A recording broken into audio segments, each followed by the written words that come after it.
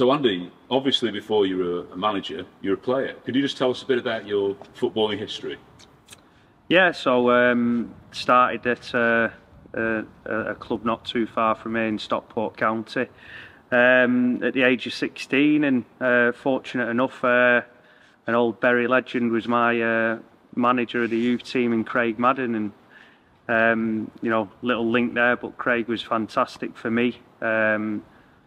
You know, he got me into the first team, and then fortunately enough, I think it was 6 years later, I was playing in the Premier League. So, you know, went on and had a, a good career, which I think I look back on now, very fortunate career, because it's very hard to break into football as it is. But, you know, to play championship football your first season as a professional at 8.5 stone, I see that as a bit of a feat in itself, if I'm honest. But no, I loved my time at Stockport as well. It was a great time, and you know, it's funny sometimes you always see little links, and I always remember Sunderland came to Gigg Lane and beat Bury to win promotion. I think it was to the Premiership at the time as well, and you know, I always remember the atmosphere. You know, on the telly you could see it. You know, so there's always little links back to sometimes the club that you go to, and you know, I didn't play against Bury for Stockport, but have played here a couple of times, and you know, certainly as my career panned out, fortunate enough, like I said, to play in the Premier League and then move up to those levels, and you know, I had an okay season, but you know, you're always punching against the big boys then, and then you know, I went to Toronto FC in MLS, and came back, went to Blackpool, Yeovil, Carlisle, and then ultimately the time comes when you have to finish, and it ended up finishing at Scunthorpe, which was, you know, my decision really, because I think I was 30, 31 at the time, done a lot of travelling in terms of moving away from Manchester at an early age, and you know, we just had 2 kids, and I decided that, you know, I had a real passion for coaching and managing, and you know, obviously I think that's why I'm here today. Okay, so you've mentioned some of your footballing career. You're a left-sided player, is that right? Yeah. And can you just tell us a bit like your favourite games and favourite memories in your playing career? If I'm honest, I just used to love playing football, and you know, like I say to players that I work with now, it's, you know, if you don't love the game, you're going to struggle to kind of push on in it, and you know, some of my greatest memories, you know, with winning the championship with Sunderland, and you know, we played Leicester at home, and we needed, I think we needed a win that day, and we went 1-0 down early on, and then I remember got an assist.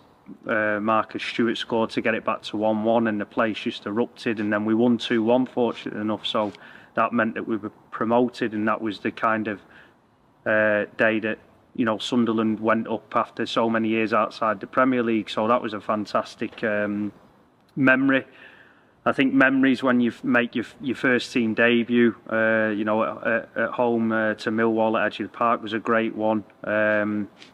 But kind of taking it back to where Man City are now. I remember one of their last ever games in the Championship under Keegan, and we were able to beat them 2-1 on the evening at Edgeley, and part of the coaching staff, Andrew Thomas, he also played in that game that night.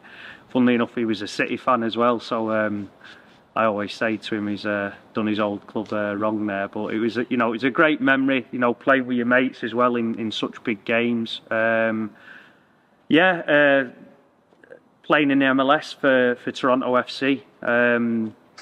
You know, the MLS now is an absolute huge business, if you like, but also league's grown massively, and it was the first ever season for Toronto.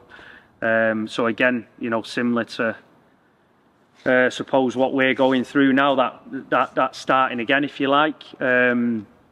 The buzz around the place. I mean, I always remember being in the taxi on the way to the hotel the night before I was signing, and the taxi driver said, "Oh, it's, you know, at the side of the motorway, the ground was there," and he said, "Oh, what's that there?" Just asking me, "Oh, it's a soccer field. It'll never catch on." And lo and behold, they've doubled the size of the stadium now. I think we had 21,000 sell out every game, and it was again, that was just an incredible year. Really enjoyed it. So yeah, loads and loads of memories in the game.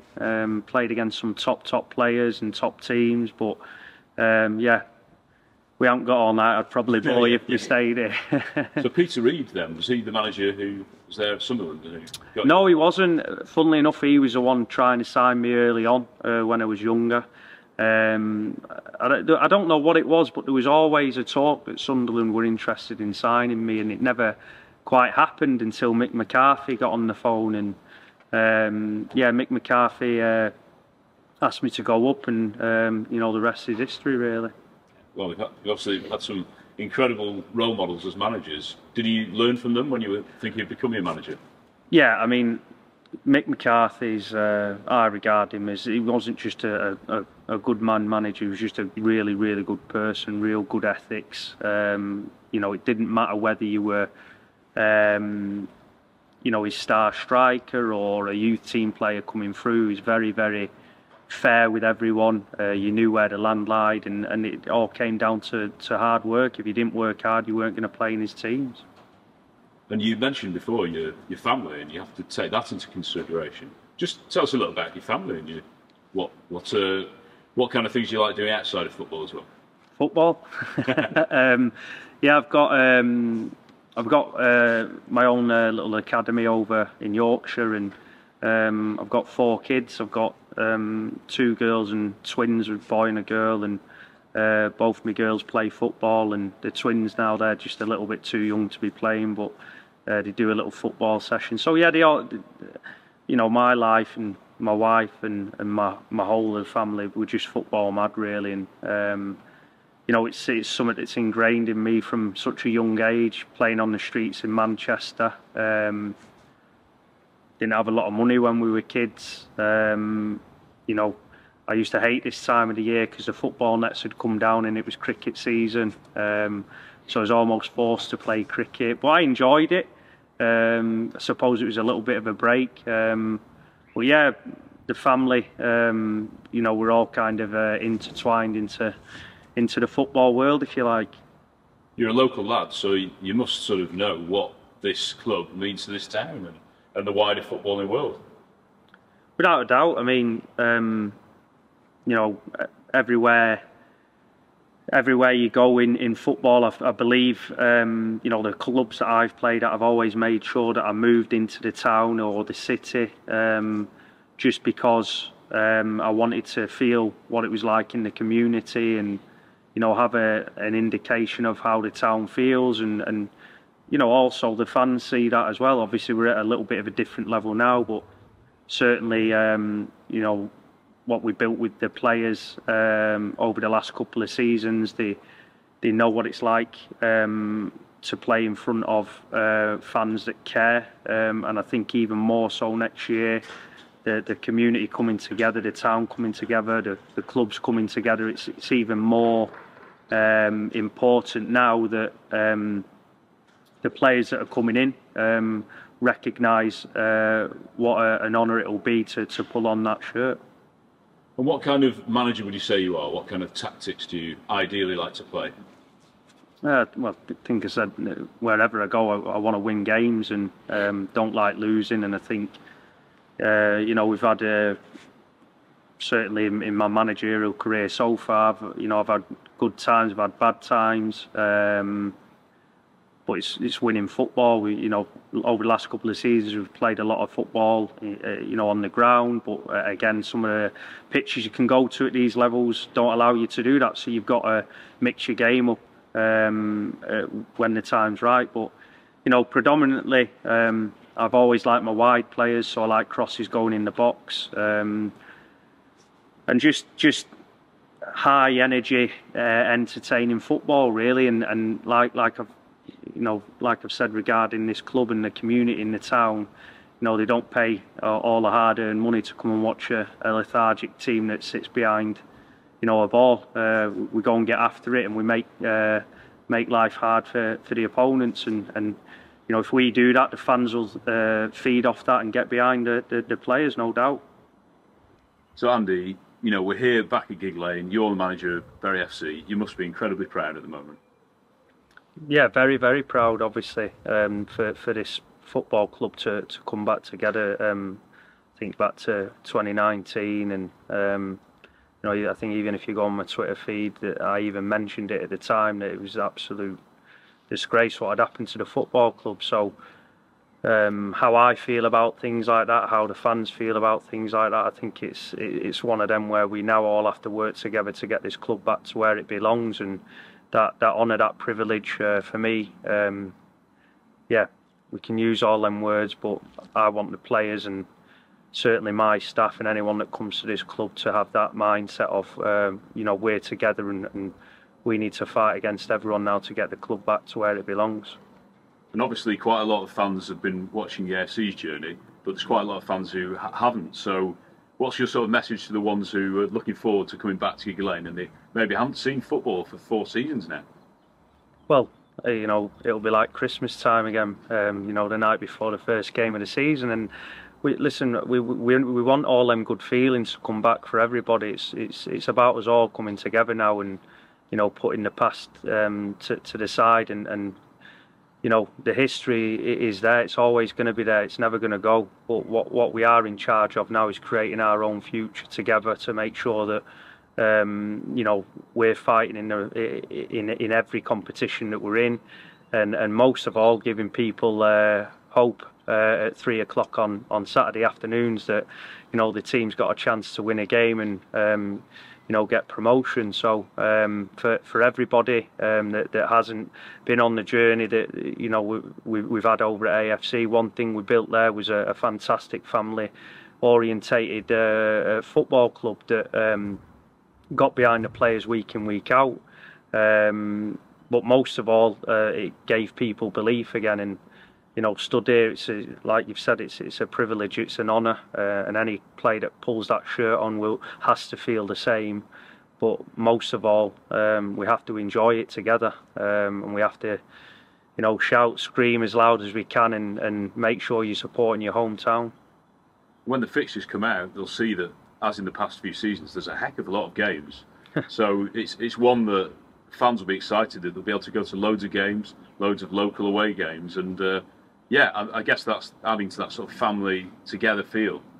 Yeah, you know, it's just been announced today that there's an extra, I think it's 4 games, so there's an extra few teams in our division this year as well. So we're playing a 46 league game campaign next season.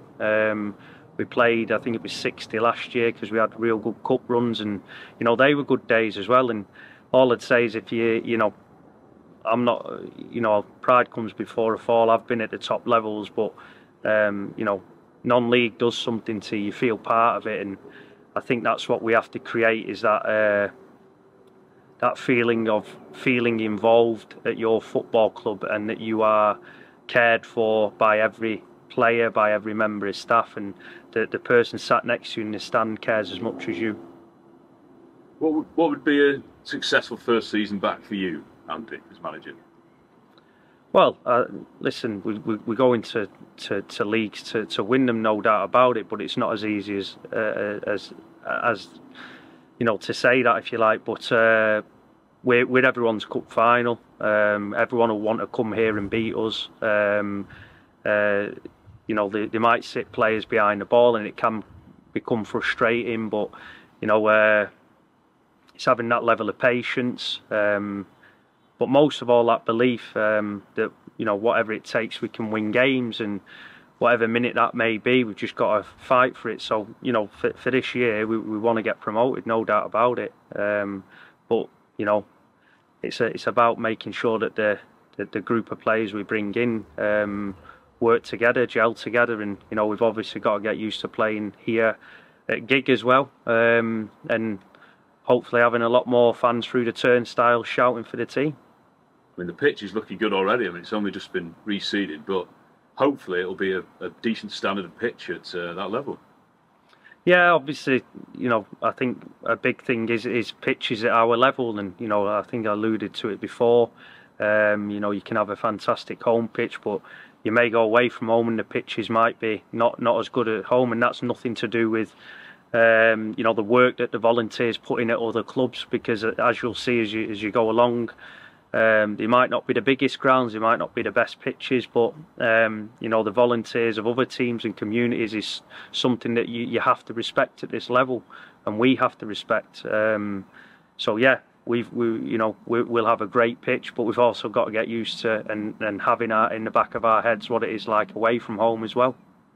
We've got a lot of plans, obviously, for the football club going forward, but there's a lot that needs doing before we kick a ball again, isn't there, in the summer?